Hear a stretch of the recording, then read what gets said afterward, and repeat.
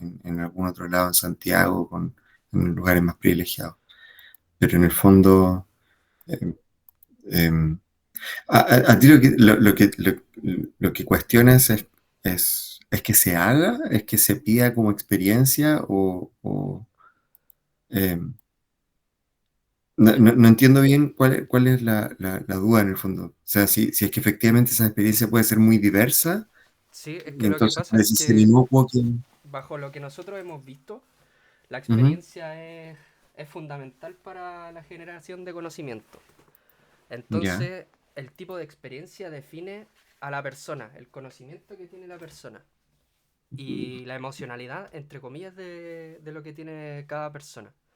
Ujú, Entonces, si se generaliza lo que es la experiencia, eh, en muchas partes quizás haya una persona que tenga 20 años de experiencia, pero a lo mejor esos 20 años de experiencia están llenos de etapas negativas, por decirlo así, de sucesos negativos. Entonces esa experiencia, al fin y al cabo, no va a ser, por decirlo así, lo que uno espera de una persona que tenga experiencia. ya entiendo. Pero como tú dices, yo supongo, o sea, estoy de acuerdo de que la experiencia no garantiza nada y puede llegar a ser muy diversa, no tiene por qué llegar a ser necesariamente positiva. El asunto es que eh, supongo que se apela a que la experiencia deja marcas. En el fondo Sí, permite, para bien o para mal, eh, sobre todo en vuestro caso, entre educadores, no es lo mismo una persona que no ha tratado nunca con grupos de niños, de aquellos que sí lo han hecho, aunque no necesariamente haya sido la mejor de la experiencia. Supongo que se apela a eso. sí. Yo creo que eso es más o menos lo que entiendo. Igual estoy como medio confuso, Sí, pero pero tiene razón de que, claro, es súper diverso, sí, pues, no siempre, no necesariamente es indicador de que sea una, una persona apta o qué sé yo, o la mejor para el caso del que el hecho de que haya tenido más experiencia. sí. Ya, profe, vamos a partir con la entrevista para no quitarle más Ya, tiempo. Primero, la primera pregunta que se ya, debería ya. hacer en una entrevista. ¿Cómo está, profesor? ¿Cómo se siente? Muy bien, ¿Cómo, muy bien, muy bien. cómo lo ha pasado con la lluvia? Con todo. Todo bien, por suerte. Qué bueno. ¿Y usted? Nosotros todo bien. Igual estamos medio cansados y chatos porque es como cierre de semestre y nosotros Claro. tenemos que cerrarlo. Entonces estamos como medio ahí. Pero bueno, para empezar, le queríamos preguntar sobre su trayectoria, profesor, su trayectoria profesional. Primero, ¿cómo se interesó por la ciencia? Em, yo, mm, yo no tenía muy claro que quería que iba a ser físico, digamos, que iba a estudiar ciencia. Fue más bien, en mi caso, una suerte de accidente medio fortuito. Em, cuando, cuando yo entré a estudiar en la universidad, en esos tiempos no había gratuidad y mi familia tuvo una crisis, pasó por una crisis económica em, justo cuando yo estaba en los últimos años de la educación media. La educación era cara, entonces yo pensaba que no iba a poder estudiar y antes de salir del colegio postulé una beca em, en una universidad que la entregaba una universidad, la beca Padre Hurtado, la Católica de Santiago, y, y me la gané. Básicamente necesitáis tener como que te haya ido bien en el colegio y no tener fondos para estudiar y que te fuera bien la prueba en ese tiempo, la prueba de aptitud académica. Em, y me fue bien, así que en el fondo podía estudiar lo que yo quisiera y no tenía claro qué quería estudiar. Pero sabía de que no iba a endeudar a mi familia ni nada de eso. Así que como no tenía que responderle a nadie, no iba a tener que devolverle la plata a nadie, en vez de entrar a estudiar ingeniería o algo así, decidí que sería choro aprovechar la oportunidad de que me explicaran el universo y entré a astronomía. Y después, una vez dentro, eh, me di cuenta de que para entender las cosas que en realidad como que me llamaban más la atención, de qué es el espacio, qué es el tiempo, cómo se comunican, qué sé yo. Tenía que estudiar física más que astronomía y las mallas eran muy similares y cambié a física y de ahí continué. Mm, No sé si eso responde a la pregunta en verdad. sí, sí responde. Sí. Profe, ¿qué trabajos científicos ha realizado desde, bueno, desde que entró a estudiar física? ¿Qué? Yo estoy, hay, bueno, después de estudiar física, o sea, después de estudiar la licenciatura en física, hice mi doctorado en física y poquito después de eso estudié filosofía de la física. Y la mayoría de las cosas que he hecho han estado vinculadas con lo último, con filosofía. Pero dentro de las investigaciones que he hecho más ligado a la física, menos quizá a la filosofía, en mi tesis de licenciatura, antes de salir, estudiamos, me metí como en la econofísica, estudiamos la distribución de ingresos en Chile. La idea era pensar que el país es una caja donde las personas son partículas y la energía es la plata. Y como los físicos sabemos bien con herramientas termodinámicas cómo se distribuye la energía en un gas, aplicar las mismas herramientas termodinámicas para tratar de entender la distribución de ingresos en Chile. Este fue un ingeniero que se acercó a la universidad y que quería a alguien en el fondo que le ayudara con esta idea que tenía. Em, Ese ingeniero se llamaba Hermann Schuenberg. Em, y, y bueno, desarrollé mi tesis de licenciatura con él y después el tema, teníamos buenos datos porque estudiamos, o sea, se consiguió datos de la encuesta Kaizen en- de varios años y, y después de terminar mi licenciatura estuve trabajando con él como medio año y sacamos un libro sobre la distribución de ingresos en Chile. Luego de eso entré en el doctorado, bueno, y mi tesis doctoral tenía que ver con en ese tiempo el bosón de Higgs todavía no se encontraba, entonces cabía la posibilidad de que estuviéramos buscando en lugares que no fueran los correctos, digamos. Ya, Entonces estudié un modelo teórico que ya existía, que no fue desarrollado por mí, en donde había más de un bosón de Higgs. el- el- Esta idea del bosón de Higgs, el que se encontró, es el modelo más simple en el fondo, con campos escalares. En este caso había un singlete, un doblete y un triplete de campos de Higgs, en donde, y la gracia, o sea, habían varios campos escalares y se estudió un modelo en donde uno de ellos fuera fermiofóbico, es decir, que no se acoplaba a fermiones. Y la gracia de eso es que eventualmente iba a dejar una señal muy clara en los detectores como el Atlas o qué sé yo, los que están en el CERN. Em, y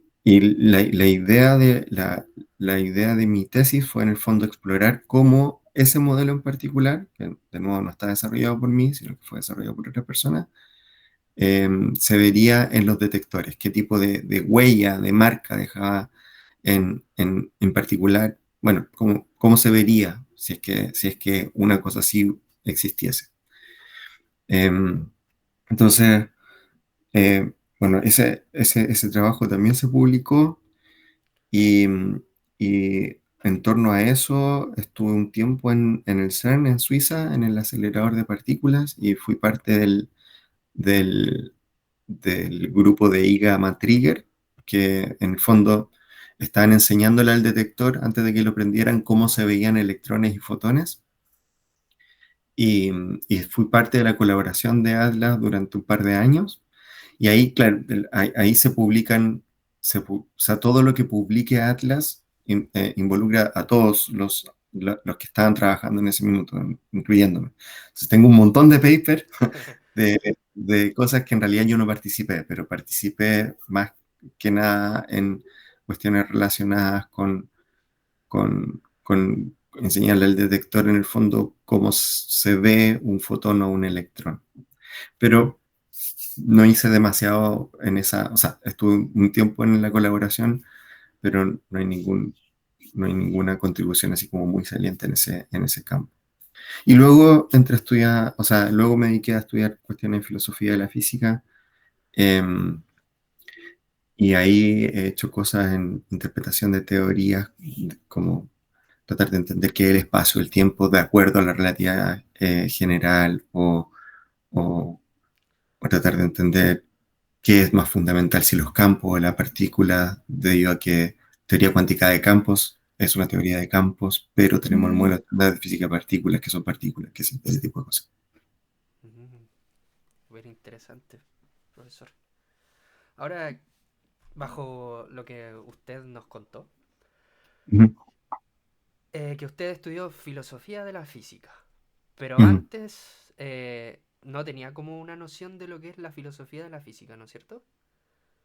No, o sea, mientras estaba estudiando mi doctorado y en los últimos años, yo ya sabía de que quería estudiar filosofía, o sea, a mí me interesa la física, siempre me interesó, pero en el fondo quería entender eso, qué es el tiempo, qué es el espacio, qué es la realidad detrás, digamos, a nivel quizá un poco más conceptual.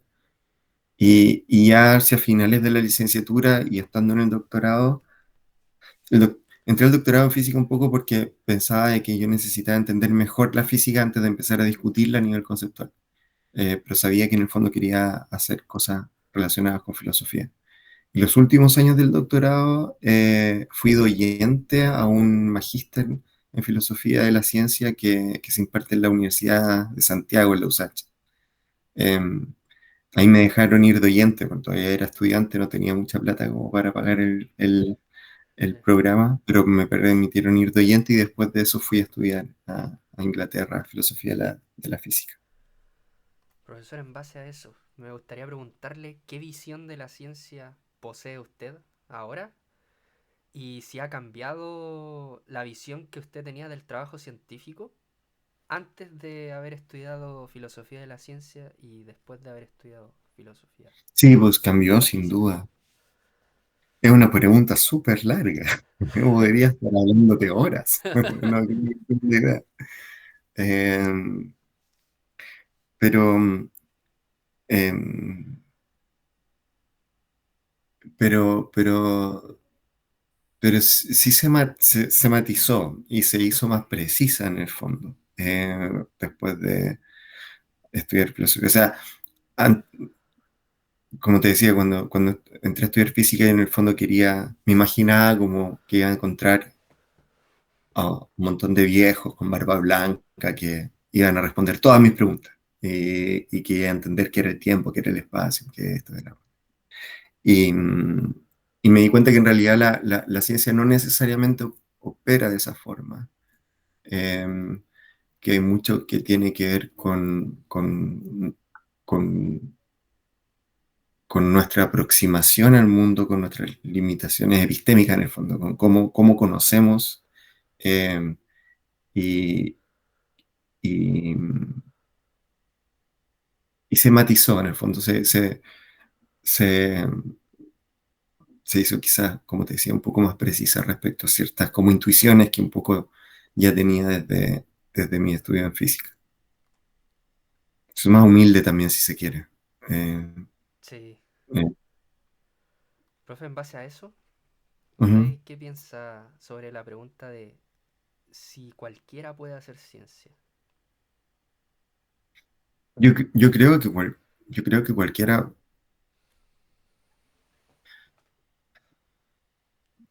Yo entiendo de que todo, o sea, la educación científica en el fondo está llamada a eso, ¿verdad? A mostrarnos y tratar de empujar de que todos podemos hacer ciencia. Si uno, eh, y, y y puede ser políticamente incorrecta mi respuesta, porque la respuesta como políticamente correcta quiere decir sí, todos podemos hacer ciencia. Em, pero si tú miras la historia de la historia de la ciencia ha sido, eso es un privilegio en el fondo el poder tener los recursos temporales y económicos como para preguntarse qué hay alrededor, para tratar de entender. En la antigüedad, lo- en la antigüedad existían esclavos, entonces era gente, de repente era gente súper acomodada la que se podía dedicar a este tipo de cuestiones. Ahora es cada vez menos y hay cada vez más acceso, y menos mal, porque yo no podría haber, yo les comenté que mi familia tenía problemas económicos y ahora me dedico a la ciencia. Em, pero yo me sé privilegiado en el fondo. Sé que, o sea, me encantaría de que esto fuese, esos privilegios cada vez se fueran rompiendo más. Y creo que en el fondo así ha sido. Pero por un lado está eso. eh, es es un privilegio poder hacer ciencia y por otro lado eh, es una empresa que cada vez es más,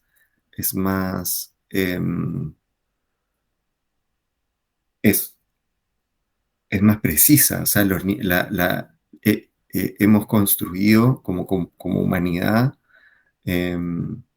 algo que excede la altura de casi cualquier persona.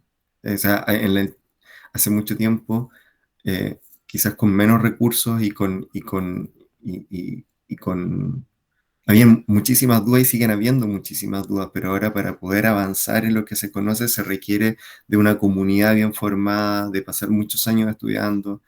Entonces, en ese sentido, todos pueden hacer ciencia, sí, en el sentido de que todas las personas potencialmente pueden dedicarse a eso, pero requieren dedicarse a eso, ¿no? Es difícil hacer ciencia de alto nivel, eh, realmente responder preguntas que no se han podido responder sin la colaboración de una comunidad completa, sin años de formación y sin dedicarse a eso.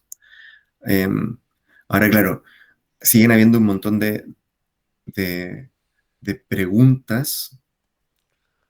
Muchas veces en la educación científica se insta a que uno sea crítico con su entorno y trate de encontrar solución a los problemas del entorno. Hay efectivamente información alrededor que quizás no requiere de grandes laboratorios ni de mucha formación como para poder abordarla. Em, hay un montón de cosas súper interesantes que se pueden hacer a nivel de ciencia escolar y es cierto que hay cosas interesantes que se pueden hacer en la ciencia escolar. Pero la ciencia escolar muchas veces también tiene, no sé si a propósito o no, pero se hacen cuestiones que en realidad no son muy científicas, que son actividades que tienen que ver con la toma de datos o cuestiones por el estilo, de cosas que ya se saben. Son en el fondo volver a hacer experimentos ya medio sabidos. Y eso, mm, eso tiene que ver con ciencia, pero no es necesariamente generar nuevo conocimiento respecto a ciertas cosas. Em, no sé si respondo en el fondo. Quiero decir que sí, que todos podemos hacer ciencia, pero no es algo obvio ni trivial. Y encontrar en el fondo preguntas interesantes que están a tu alrededor también requiere de ciertas habilidades. Yo conozco algunos profesores que enseñan a niños y que son súper buenos para esto, que son súper buenos para darse cuenta qué cosas conocen y qué cosas no, y empujar esos límites, pero no es una habilidad obvia, digamos. Em, Todos podríamos hacerlo, pero en rigor no todos podemos hacerlo. Entiendo. Le preguntaba esto más que nada porque cuando usted se refiere a hacer ciencia, se refiere a indagación científica, ¿no es cierto? Porque, Sí. por ejemplo, quería preguntarle si una persona, por ejemplo, ya, es replicar ciencia. No sé, que una persona vaya y ponga un hervidor y ujú, el hervidor empieza a hervir el agua. Eso ujú, estamos hablando de que ya se ha replicado con la ciencia. Pero si una ujú. persona no es consciente de lo que está haciendo, eso no es hacer ciencia, ¿no es cierto? No, yo creo que no. Es distinto en el fondo. Todos tenemos, todos tenemos experiencias con el mundo y podemos aprender del mundo. Eh, pero no necesariamente todos generamos un discurso coherente que dé explicación a los fenómenos y, y- y hacerlo además con base a datos obtenidos de la experiencia de forma rigurosa y sistemática y qué sé yo. Em, Eso es más complejo. Entiendo. Y, y sí lo podemos hacer todos, pero además, un poco hacer ciencia, un requisito para hacer ciencia es estar al tanto de lo que se sabe y de lo que no. O sea, no es volver a generar la rueda, a inventar la rueda, Sí, digamos. Y hay muchas cosas que efectivamente puedes hacer en tu casa o en tu comunidad o qué sé yo, de que no se saben. Hay sobre todo cuestiones que son muy locales, ¿eh? Sobre todo, no sé, estoy pensando en proyectos escolares que me he enterado, por ejemplo, de, de humedales cercanos, de reconocer la zona y de censar, por ejemplo, el número de pajaritos, las distintas especies que hay y dónde anidan y cuántos hay, que se dio esa información que no hay en una zona particular. Eh, y, y recolectar información del mundo sobre cosas que no se conocen es hacer ciencia en el fondo. Eh, pero muchas veces, claro, pasa de una cuestión que es muy importante, pero que es descriptiva, a luego, una vez con esa información, eventualmente preguntarse cuestiones que tienen que ver con las cadenas causales que llevan a eso. O sea, de por qué anidan ahí, no en otro lado, en qué lugares pueden habitar, cuál es la temperatura, qué sé yo. Y tratar de entender a nivel un poco más profundo los fenómenos. Y claro, eso es súper distinto a replicar algo así como hervir el agua y entender, o, no sé, sí. meter un termómetro ahí y darse cuenta de que hierve a 100 grados y tratar de hacerlo arriba del techo o arriba de la montaña y ver si es que cambia. Esas son cosas que es una exploración del mundo, pero no es hacer ciencia. O sea, Profe, nosotros una vez tuvimos una charla con el profesor Waldo Quirós y ujú, nos dijo, bueno, no nos dijo así nos explicó igual, pero yo quiero saber su punto de vista, si ujú, los pueblos originarios hacen ciencia. Ejemplo, los mayas, astronomía, los aztecas. Por ejemplo, él nos dijo que no, pero nos claro, dijo por el proceso que se lleva a cabo de la indagación científica. claro. Em, yo creo que sí, a ver. em, Yo soy bien ignorante respecto de culturas precolombinas y en general. Hay como un matiz común entre de lo que sé, en el fondo, de algunas culturas. em, Hay un matiz común entre esas culturas y la actividad científica que es, de hecho, generar un relato, una explicación de cómo es el mundo. Eh, y eso es común entre las como visiones de distintas culturas y la ciencia. Hacen lo mismo. En el fondo, la ciencia no hace hechos, la ciencia describe hechos, trata de explicar hechos, y eso mismo lo han hecho todas las culturas.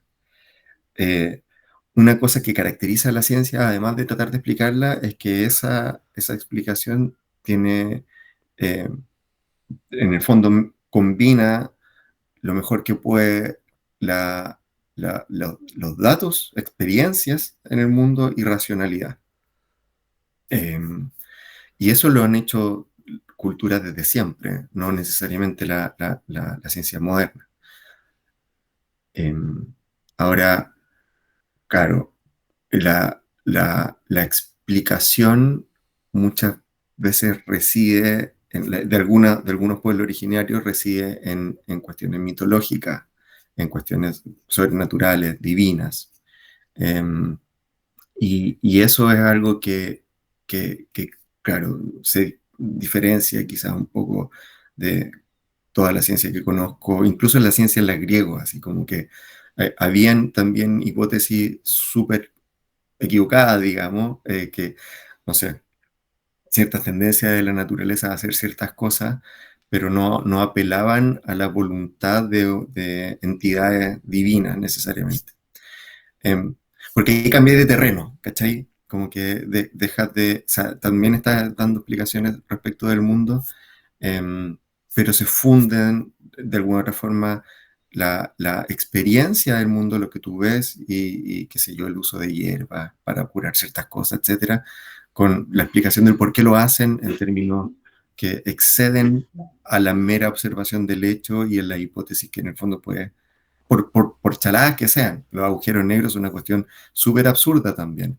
Y esta, que si una singularidad del espacio-tiempo, anda a saber tú qué es eso, es súper abstracto, pero de alguna otra forma no descansa en entidades que rayan en cuestiones teológicas. O sea, no todas las culturas lo han hecho. Sé que los mayas tenían observatorios astronómicos bien complejos y reconocían o entendían relaciones astronómicas em, que, con mucha precisión.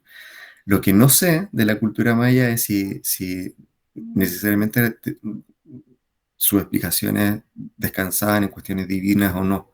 Y probablemente ahí hay una diferencia que quizás distingue a la ciencia o a otros tipos de búsqueda de explicaciones que no apelan o no descansan en divinidades. Entiendo, profesor. Voy a seguir con la siguiente pregunta. Ujú. ¿Qué tensiones visualiza usted en su quehacer científico? Ya sea político, institucionales, etcétera. Em, Como te decía, yo más filosofía de la ciencia, ¿te sirve igual? ¿Cuáles son las tensiones que veo dentro del... Sí, profesor, todo nos ¿sí? sirve aquí. Eh,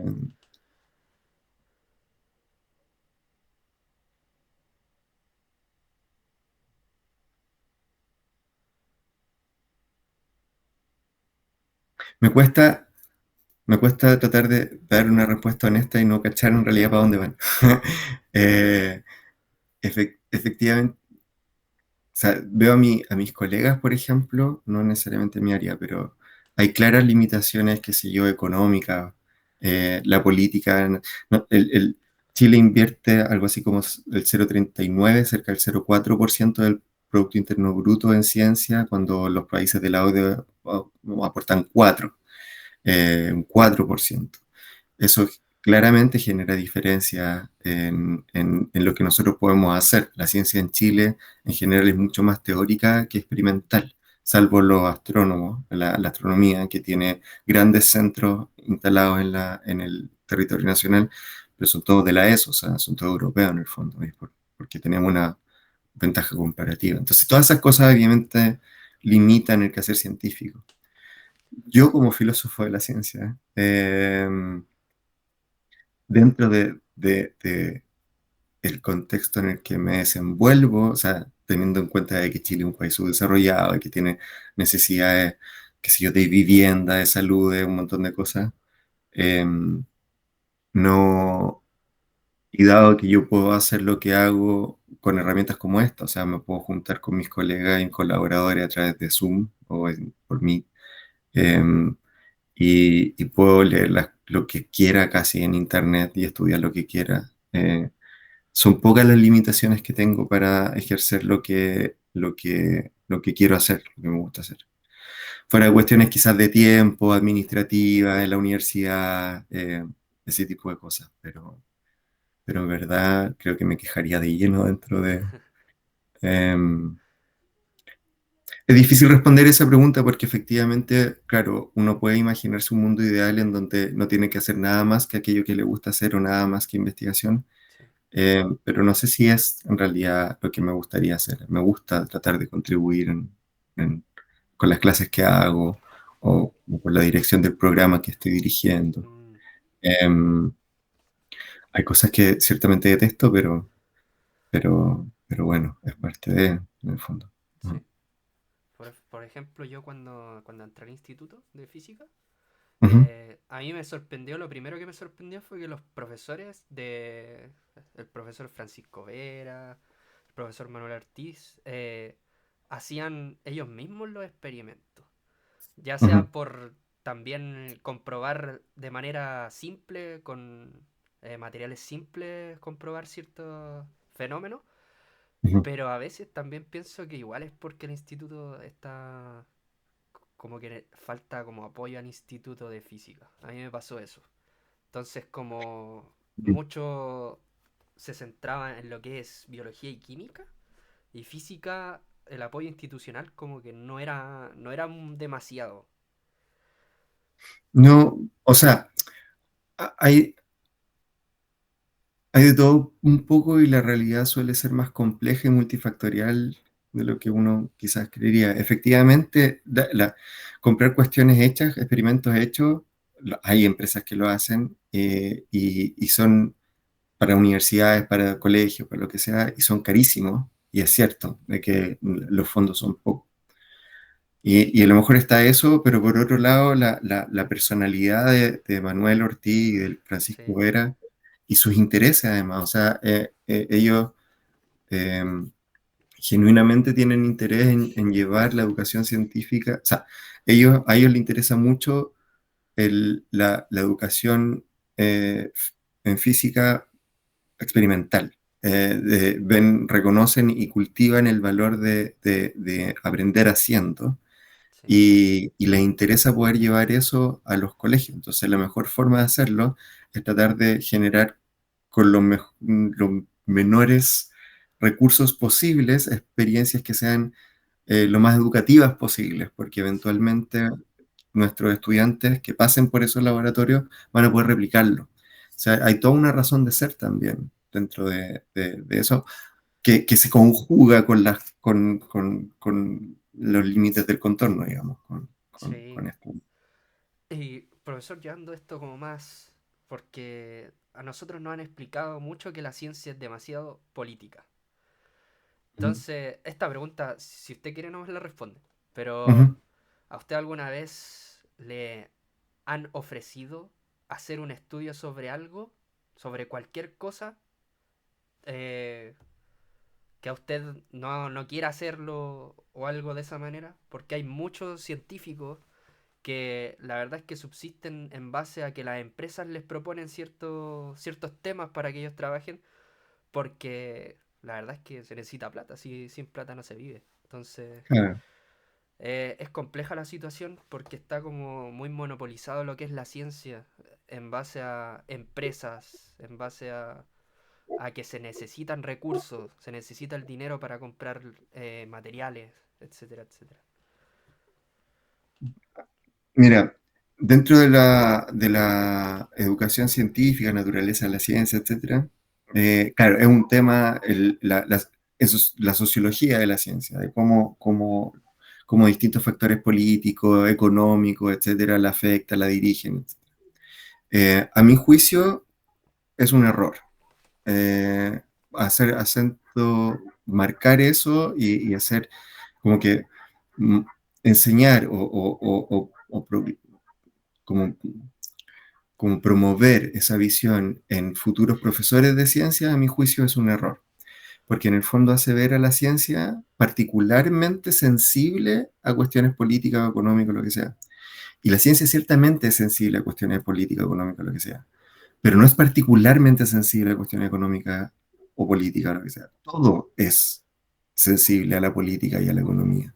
Entonces, cuando tú haces el acento en que la ciencia es particularmente manipulada por presión económica o eso, a mi juicio genera una visión tergiversada de la ciencia y predispone a la ciencia, a los niños eventualmente y a la población en contra de la ciencia en vez de acercarlos, que es, creo que algo que deberíamos todos los educadores de ciencia tratar de hacer. Entonces, dicho eso, es, es cierto de que hay incentivos económicos para promover ciertas áreas y no otras. Por ejemplo, es innegable que había muchos incentivos en sacar una vacuna contra el COVID, porque la pandemia iba a afectar a Europa y a América, digamos. Hay un montón de enfermedades que, da su naturaleza, están circunscritas a África y la población negra no le importa a tanta gente en Europa. Entonces los fondos que tienen los europeos no van a tratar de investigar rápidamente o con la misma celeridad ese tipo de problemas. Y eso es cierto. Eh, pero, pero siendo cierto, a nadie dentro del Instituto de Física, mientras yo estaba ahí, aparecieron más fondos que eventualmente podían ser desde el Estado, de otros lados, que eventualmente podían ir en ayuda, en investigación o el desarrollo de, qué sé yo, de toma de muestras de PCR, por ejemplo, que se hizo en nuestra universidad. Em, pero claro, en el fondo eh, somos los científicos quienes eventualmente vemos oportunidades o no, si es que podemos y si es que nos interesa, más que nos obliguen.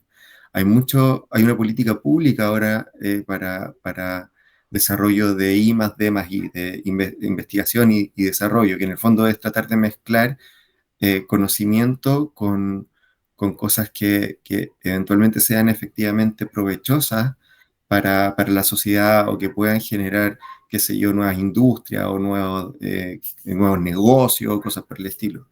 Hay incentivos para eso. Hay fondos a los que nosotros podríamos postular si quisiéramos, pero ninguno de mis colegas cosmólogos está postulando ese tipo de cosas, porque es muy difícil encontrar un vínculo entre la cosmología y sus matemáticas súper abstractas con startups. ¿Sí? Entonces, es cierto de que existe ese vínculo en el fondo entre eventuales fondos a los que uno puede postular o políticas públicas que tratan de guiar, em, pero por un lado no creo que eso sea macabro. eh, por otro lado, hasta creo que hace falta que todas las de la industria, los grandes empresarios, en Chile en particular, la ciencia permea muy poco en el sector privado. Hay pocos físicos que nos contratan en industria para tratar de resolver problemas. Y tenemos un montón de capital humano avanzado que podría ser útil, que podría generar desarrollo en ciertas industrias en Chile. Eh, pero nuestra matriz económica sigue siendo súper extractivista, seguimos basándonos en el cobre, en el salmón, y podría a partir de eso quizás generarse valor agregado con el conocimiento desde la ciencia, em, pero todavía nuestra sociedad no lo hace, si lo hacen en otras latitudes. Entonces, es casi al revés, como que nos falta como influencia o sinergia entre la ciencia y- y los grandes capitales, si se quiere, o la industria, lo que sea. Em, claro, y yo empatizo un poco en eso porque me identifico con grupos más de izquierda que de derecha, pero hay como que el capitalismo y nuestra forma de vida desenfrenado del consumo y eso está haciendo mierda al planeta y es una lacra en un montón de cosas. Em, pero, pero, pero la caricatura que de repente se hace en educación científica me parece que no es correcta y ahuyenta, o sea, hace pensar que la ciencia está como capturada por grandes poderes económicos, cuando si fuese así no habrían cosmólogos, no habrían filósofos de la física como yo en un instituto de física. No podrían desarrollarse un montón de ciencia súper interesante que se desarrolla en el país, em, em, que se desarrolla en el país, y que se desarrolla en todos lados en el fondo. O sea, independiente de que efectivamente y en buena hora hay incentivos para tratar de hacer cuestiones más aplicadas. Eso no quita de que se puedan hacer cosas que no lo son. Entiendo. Ahora, profesor, según el trabajo que usted realiza en ciencia, ¿Cuáles son los pasos más críticos que considera en el proceso de investigación científica y por qué? Según mi trabajo, Sí, según su trabajo. em, lo más crítico en el sentido de como aquello que puede llegar a ser más importante es poder identificar una buena pregunta y tener los medios como para abordarla.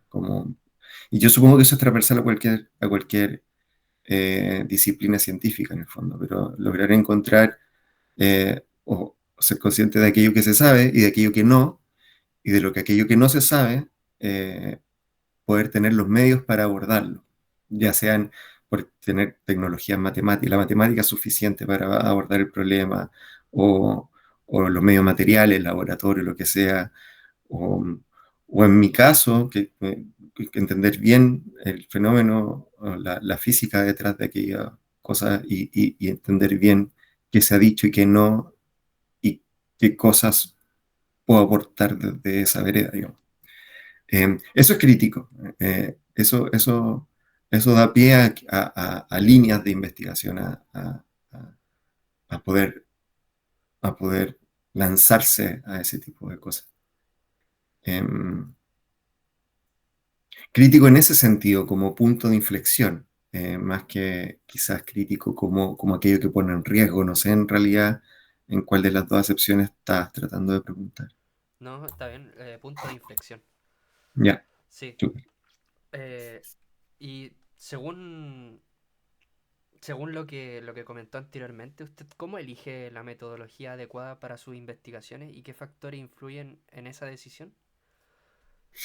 Eh, la, eh, la metodología. Claro, a ver, durante algunas de mis investigaciones me inserté en áreas, sobre todo durante mi formación, me inserté en ciertas áreas o preguntas, y la metodología viene dada un poco por esa área. Dentro de lo que hago ahora, en particular en el último tiempo, aquellas cuestiones que están tanto relacionadas con filosofía de la física como en educación científica, exploran un concepto de filosofía de la ciencia general que a mi juicio es particularmente rico, en el sentido de que es una herramienta muy potente para explorar en distintos contextos. Y eso marca mi metodología. En el fondo yo ahora me enfrento a ciertas, qué sé yo, em, ciertos ciertos problemas o identifico siempre con estos lentes, digamos, con estos lentes metodológicos, con esta eh, con esta visión que me aporta esta herramienta que aprendí desde la filosofía de la ciencia. Me es fácil identificar tensiones en educación científica o en interpretación de teoría científica, y, y dado que tengo estos lentes, esta nueva metodología, puedo ver cosas que quizás no se habían visto antes o no se habían abordado de esa forma. Y eso me permite desarrollar cosas. No te he explicado qué cosa es este lente, digamos, cuál es mi metodología. Entonces, Sí. es medio ambiguo quizás, pero no sé si vale la pena entrar en detalle. Es Así que no como, sé es como lo que pasa en física, el pensamiento científico, o sea, el pensamiento físico, como, es cómo como lo que piensan los pasa en físicos, física. Pero claro, pero hablar de los físicos es súper general, pues. O sea, cómo algunos. aborda los problemas un físico matemático que está, qué sé yo, que sabe de teoría cuánticas de campo, por ejemplo, es muy distinto a cómo lo aborda alguien en física no lineal, que sabe de, qué sé yo, ecuaciones diferenciales en n dimensiones y qué sé yo, tiene otro tipo de herramientas. Y es distinto a cómo abordan los problemas alguien, un físico experimental, como lo abordaría el Manuel, por ejemplo, el Sí. Francisco, de tratar de reproducir cierta. Entonces, tu metodología viene dada un poco por tu experiencia, como la primera pregunta que hacía de por qué se valora tanto. Sí. Bueno, porque uno se modela como eso, uno empieza a hacer aquella cosa que ejerce. y a interpretar el mundo y a verlo y a producir a partir de ese lugar, digamos. Y eso es bien único de cada persona y aporta. Entonces, tu metodología en el fondo tiene que ver con propia, tu propio desarrollo o camino como académico. Y uno empieza a ver problemas o a ver conexiones entre distintas cosas desde esa vereda, digamos, desde aquellas cosas que ya posees y eso te permite ver flancos quizás que otros no han visto. Entiendo. Profesor, y ahora hablando más sobre lo que es, entre comillas, un equipo de trabajo, ¿qué Ujú. importancia tiene la colaboración interdisciplinaria en su trabajo y cómo ha influido en los resultados? En mi caso, mucha, porque soy bien interdisciplinario. Trabajo con físicos o físicas y con filósofos de la física y con educadores en ciencia. Eh, y como la filosofía de la física tiene una pata en filosofía de la ciencia y la filosofía de la ciencia es media transversal a distintas disciplinas, tengo colegas que son biólogos, que son químicos. Y eh, yo creo que no soy una persona típica en ese sentido. No, mi respuesta quizás no sea no sé si sea útil para vuestra entrevista en el sentido de que todos los científicos son así. Pero en mi caso particular, tengo conexiones con varias disciplinas y ha sido súper enriquecedor en verdad.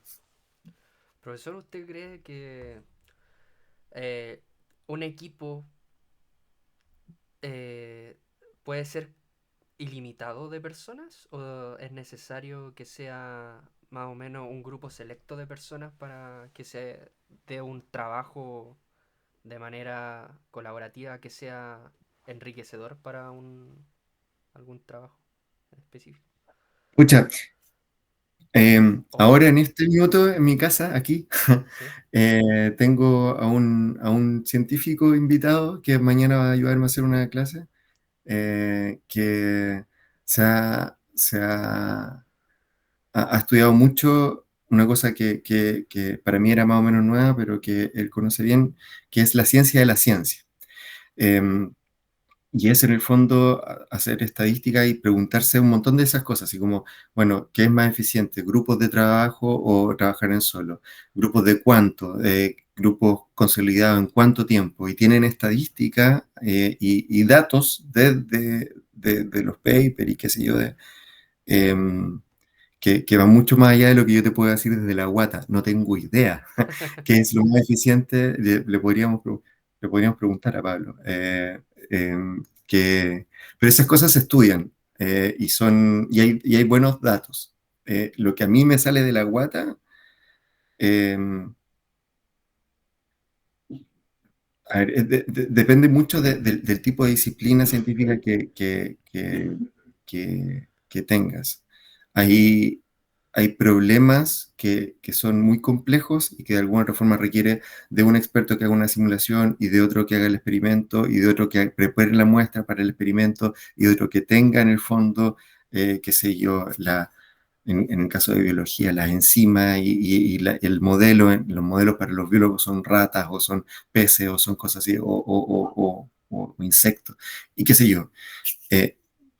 Hay ciencia que no se puede hacer sin un grupo muy grande de colaboradores.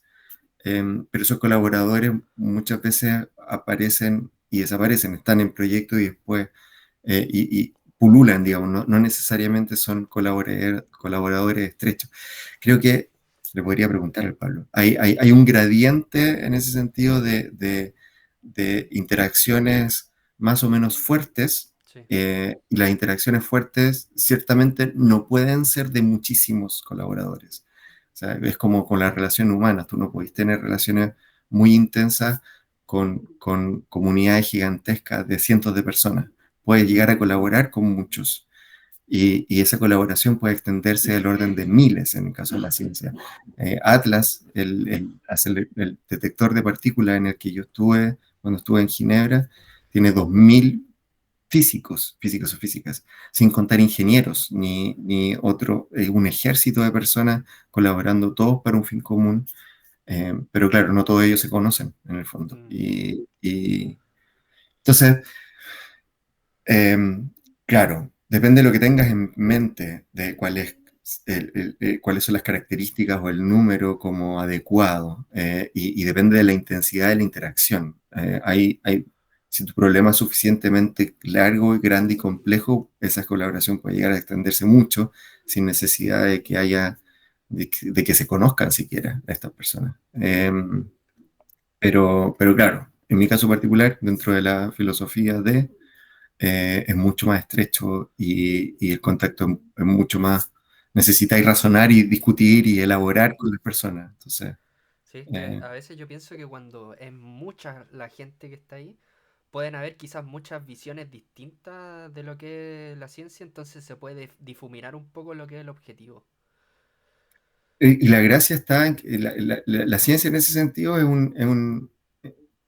el CERN, es un excelente caso para eso. Cuando yo estuve allá, en el año 2009, ya ni me acuerdo qué conflictos había, pero de hecho, creo que el conflicto con Palestina, de hecho, ya estaba. Y habían en ese laboratorio, en el mismo lugar, trabajando juntos, gente de países que estaban en guerra. Y había gente con culturas súper distintas, todos trabajando coordinadamente para lo mismo. Y, y el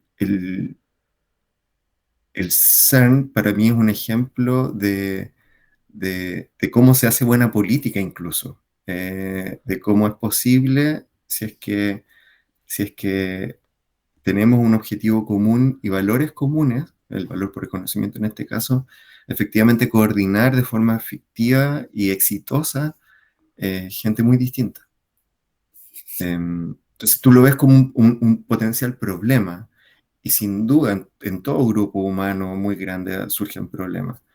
Em, pero la escala del objetivo también puede llegar a coordinar grandes cosas y la ciencia puede llegar a fijar objetivos suficientemente grandes como para coordinar eh, grandes masas de gente.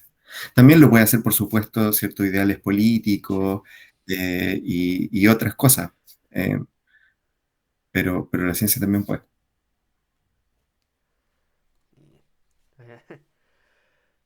Ahora, profesor, quería preguntarle sobre usted actualmente. ¿Cuál es el tema de investigación que está abordando hoy en día? Em, O los temas. hay, hay, claro, hay dos grandes ramas em, dentro de... A ver, yo te comentaba esta metodología, estos lentes que me pongo, ¿verdad? Hay una distinción entre teorías científicas que viene de la época de Newton y Galileo y etcétera, pero que de alguna otra forma hizo popular a Einstein. Em, y en el fondo las teorías científicas se pueden dividir en dos grandes grupos. Cada grupo tiene distinto importe ontológico, importe epistémico y importe funcional. O sea, hay teorías en ciencia que te dicen qué hay en el mundo, pero hay otras que no te dicen qué hay en el mundo, sino que de alguna otra forma restringen lo posible de lo que no es posible, pero no te dicen qué cosa hay. Ya, ese tipo esa distinción la estoy ocupando ahora tanto para aportar en cuestiones de educación científica como en interpretaciones particulares de teoría en física. Em, y en este minuto hay como cuatro cosas que están por terminarse en realidad, que están ahí dando vueltas, pero una tiene que ver con la naturaleza de las leyes científicas, que es una ley científica a partir un poco de esta distinción. Otro tiene que ver con una especie de analogía entre esta distinción y cuestiones en ecología que estoy desarrollando con un educador en ciencia, un profesor de biología, que le interesa los temas de diversidad sexual, y ocupamos te marco en el fondo para analizar lo que se sabe de, em, de ese tema y tratar de posicionar la diversidad sexual en ese contexto, en términos biológicos y educacionales. Em, Hay otro que tiene que ver con la ética en ciencia, que también es el trabajo de otra estudiante de didáctica del doctorado, y que también, pero eso no tiene que ver tanto con esta distinción. Pero esas cosas estoy trabajando ahora, más o menos. Súper interesante, profesor. Y ahora quería preguntarle sobre su trayectoria personal. Eh, ¿Qué objetivos personales tiene en estos momentos y si ha cumplido algún objetivo que se propuso? Em, yo me... em, a ver, ¿qué cosa he cumplido que me he propuesto? Me propuse estudiar física y lo logré. Eh, Me propuse estudiar filosofía después de haber estudiado física y lo logré, y eso no es menor porque uno cuando ya entra al doctorado, ya termina y qué sé yo, ya está, va por un carril en el fondo. Sí, Em, Logré identificar que algo me gustaba lo suficiente como para abandonar eso, y no me fue fácil, pero fue súper enriquecedor. Em, y, ¿Y qué cosa? Bueno, personales dijiste. Yo tengo sí. un niño de 5 años, eh, y, y y me interesa mucho ser o sea, ayudarlo lo más que pueda, en el fondo ser un buen papá. Eso me interesa mucho.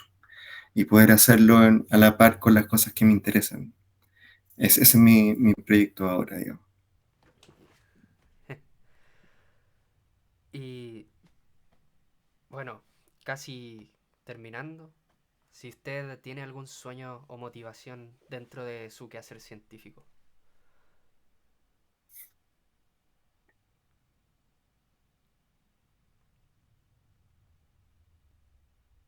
A mí me gustaría que esta herramienta que estoy ocupando, así como, a mí las desarrollo porque me parecen súper interesantes y me parece que tienen un tremendo potencial.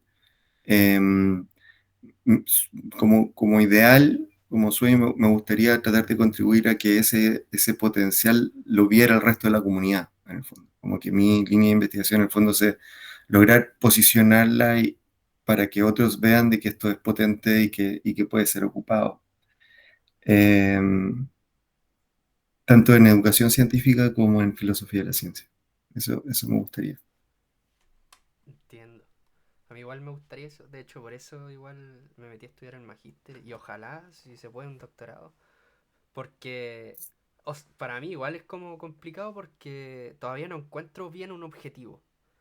Pero pienso que sería súper lindo dejar como un material para más adelante el futuro que pueda ayudar quizá a los demás educadores de la ciencia o estudiantes que quieran estudiar lo que es la ciencia y que no se pierda obviamente lo que es la física, la biología, la química, porque no sé usted qué piensa de juntar las tres ciencias en una y que sea como, no sé, pedagogía en ciencias naturales o licenciatura en ciencias naturales.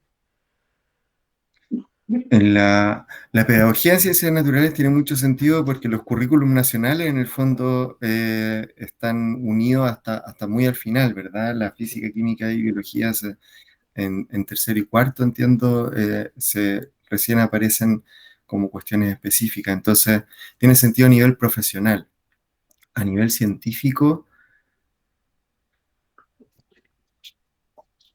nivel científico, no sé, a ver, eh, tengo mis dudas en verdad. Hay tanto que aprender. Las áreas, cada una de las áreas son tan complejas, sí, y hay tanto que los programas de estudio se volverían eternos si es que uno trata de hacer una cosa bien, digamos, en profundidad en cada uno. Ahora, eso por un lado, entonces eso como que me lleva a pensar, no, además los químicos, piensan distinto los biólogos y Sí, piensan distinto los físicos y piensan distinto los matemáticos. Y eso es formación, eso es, de nuevo, es tener esta metodología y es ver el mundo de cierta forma y eso tiene sus ventajas. Em, pero también creo que es súper importante que independiente que estemos formados y seteados, por así decirlo de cierta manera, todos los, no solo los científicos, todos los humanos podamos absorber y participar de otras miradas, porque es ahí en donde eventualmente salen potencialmente avenidas nuevas de investigación o ideas nuevas o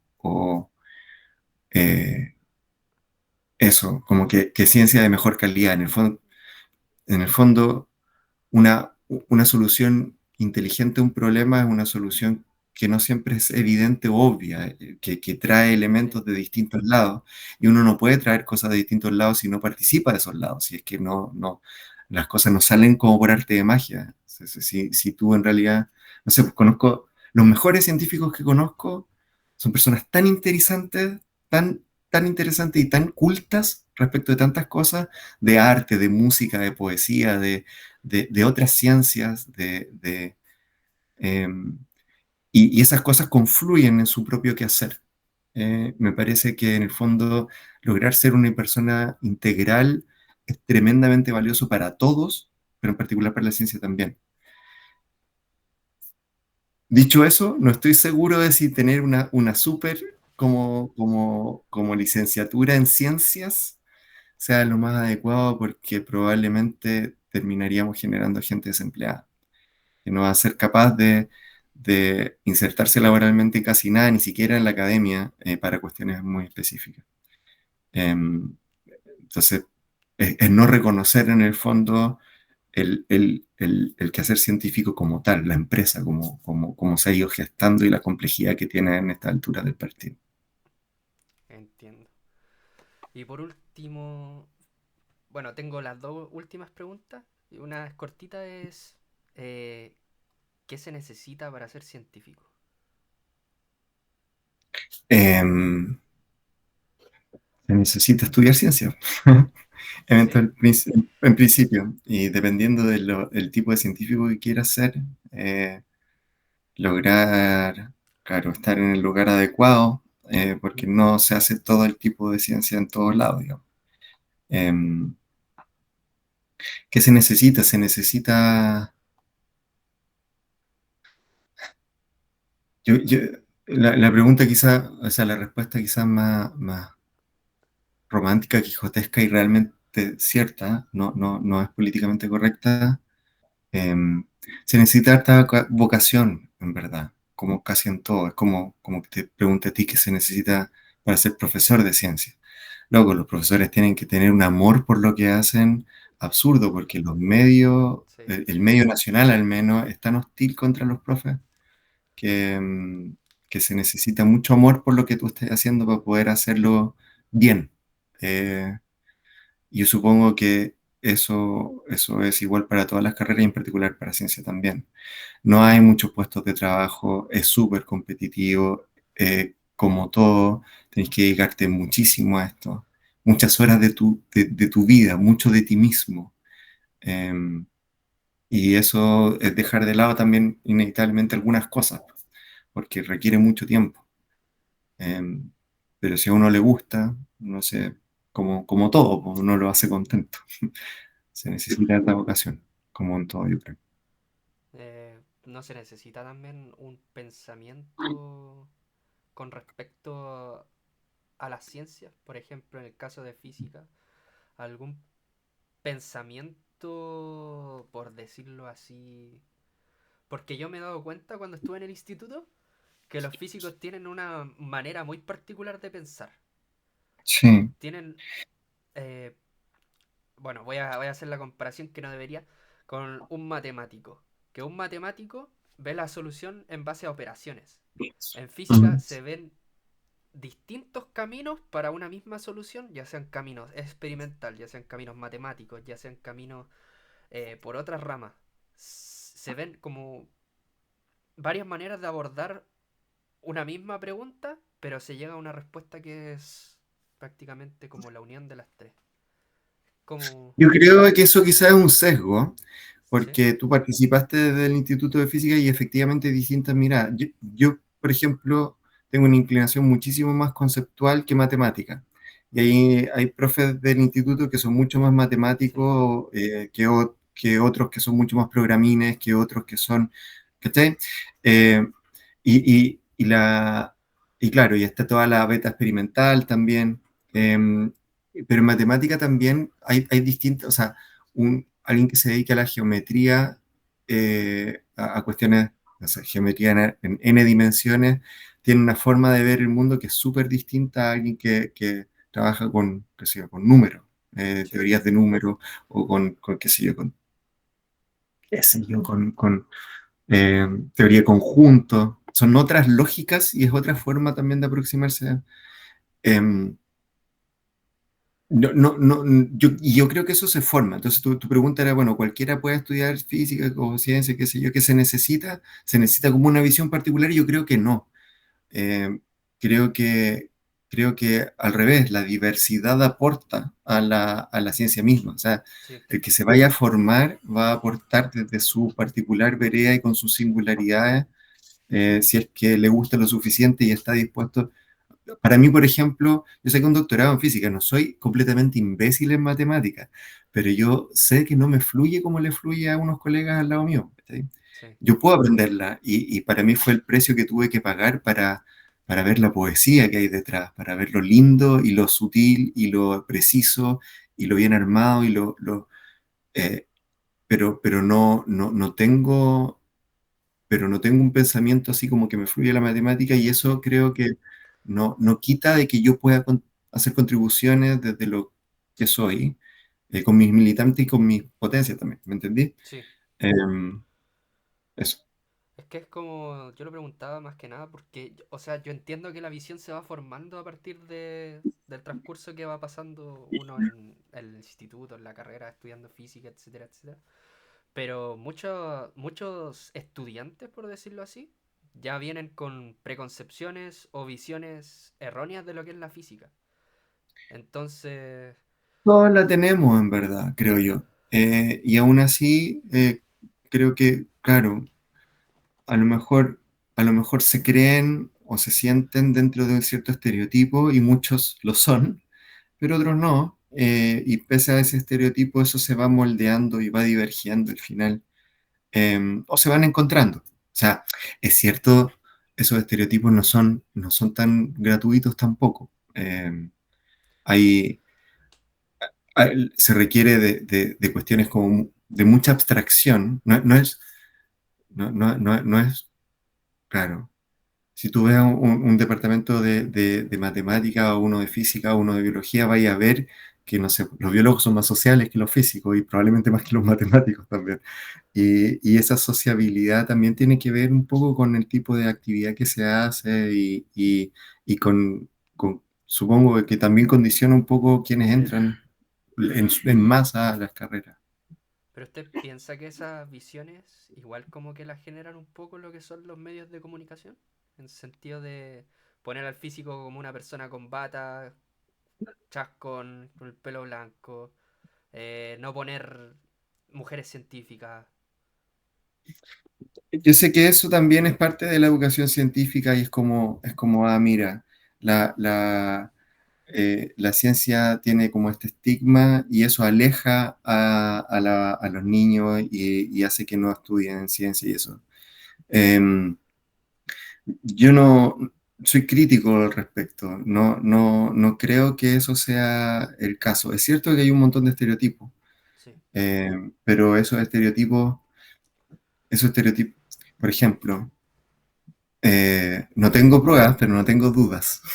La, la, los ingresos a ciencia, no solo en nuestra universidad, sino que en otras universidades, tuvo un aumento sustancial, súper importante, cuando se hizo famosa la serie Big Bang Theory, por ejemplo. ya, sí. Y ahí tenía ahí están todos los estereotipos.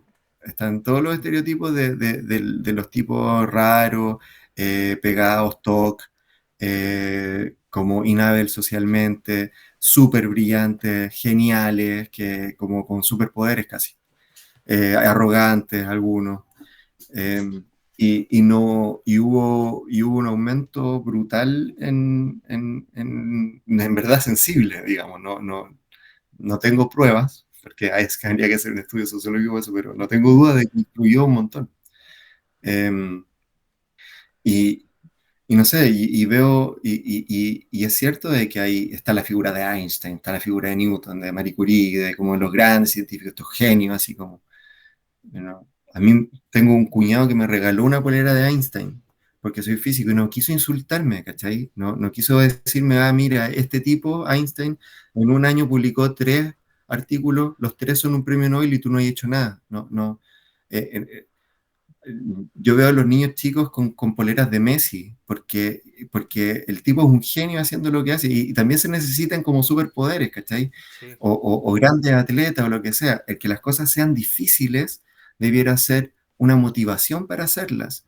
No hay que mostrar, creo yo, de que la ciencia es fácil, de que cualquiera puede, que es baladí. No, la cosa cuesta. Pero todo lo que uno valora cuesta. Piensa en las cosas que te han costado a ti, o las cosas que tú más valoras, ya sean relaciones personales, ya sea en tu carrera, ya sean cuestiones, en cosas que lo querías obtener y lograste obtener, aunque sean cuestiones como materiales. Cuando las cosas cuestan, uno las valora porque uno se invierte en eso, porque uno pasa su tiempo en eso, sí, se pasa uno mismo. Y si uno no pasa uno mismo en eso, porque le es demasiado fácil, porque es trivial, porque lo que sea, porque cualquiera puede, en verdad uno pierde interés. Sí, yo creo que en realidad no estoy de acuerdo con que esta visión estereotipada le haga como demasiado daño. En parte los estereotipos son reales, en parte no, como en todos los estereotipos. Y si hay una cuestión como que estereotipada es que la gente es genial o es muy inteligente. Pero en buena hora, tú también puedes ser inteligente, pero hay que esfuérzate, vos, ¿cachai? Como que puedes hacerlo, sí, pero no es gratis. Y eso no debiera ser, no creo, alejar. De hecho, creo que los niños no se alejan con cuestiones difíciles. Al revés, buscan desafíos. Lo veo con mi niño chico. Eh, y está bueno eso, mientras uno no genere competencia ni un ambiente tóxico al respecto, pero sí, se puede hacer bien. Eh, y, sí. Y de nuevo creo que es una caricatura que está como instaurada dentro de la educación científica que no le hace mucho bien, a mi juicio, mi opinión muy personal, a la educación científica en general. entiendo. Y por último, profesor, quería preguntarle, para finalizar, ¿qué le pareció la entrevista? Súper entretenido, yo la pasé súper bien. ¿Sí? Sí, como les decía, tengo un colega acá y me da lata dejarlo tanto rato ahí esperando, pero lo he pasado súper bien. Así que no escuchaba a Sebastián, pero bueno, ya tendremos oportunidad de conversar, Sebastián, espero. A ti te vi, a ti, Cristóbal, no te he visto, pero bueno, Profe, yo tuve entre los clase dos con hago uno. usted, pero no nos vimos tampoco porque fue online. Y Pero sí, seguramente que está hablar igual por que el ahora chat. con la cámara apagada. Ay, cómo detestaba eso. Profe, cuando los vea, los viernes siempre pasamos ahí y yo lo voy a saludar. Ya, pues, Sí, esperando. gracias profesor por su tiempo. Muchas gracias, Gracias, señor. profesor. Gracias, Cristóbal. Cuídense mucho. Ya, Chao, chau. profe. Que estén bien.